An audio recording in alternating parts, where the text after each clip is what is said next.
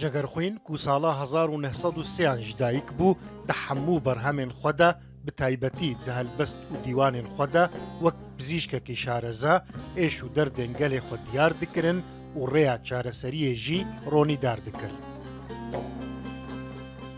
جەگەرخوین گەلک بەرهەم ئافراندن و 8 دیوانێن گرانبەها لە دووخۆ هشتن وی وەک هەلبەستوانێکی پێشەنگ هشڤەکری و پێشکەتن خواز هەرگاو غەما پێشڤەچوون و پێشکەتنا گەلێ خوا دخوار.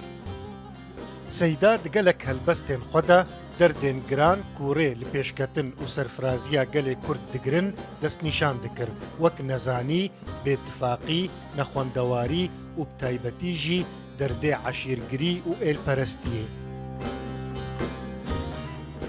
دە هەلبەستەکە خۆیان لەسەر دەردێ ئێلپەرستیەدا جەگەرخوین ئەشکەرە دکەک و ئێلپەرستی و عەشیرپارێزی تێن واتەیە کەڤنەپەرستیە.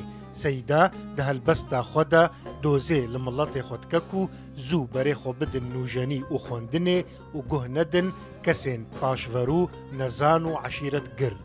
هەلبەستوانێ ما بەرێ خۆ ددە گەلێ خۆ و دبێژە جهێتە نەژێر لێ ژۆرە و دەوێت و نەپسیک لێ شێربی.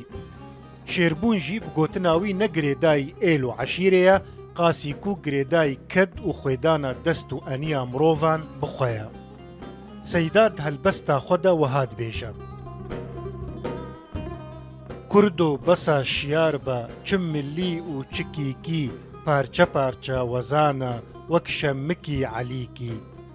ڤایە ئەمبوونە مڵەت ناخوازن ئێلپەرستی دوێم هەریەک نەکێشە ji بۆ خوا ئەو سەریکی. ji dijmin re tu rencber şiyar bibe xwelî ser tu karkerî li her der ji kê re werxerîkî. Besa Mistefa Rûdawî.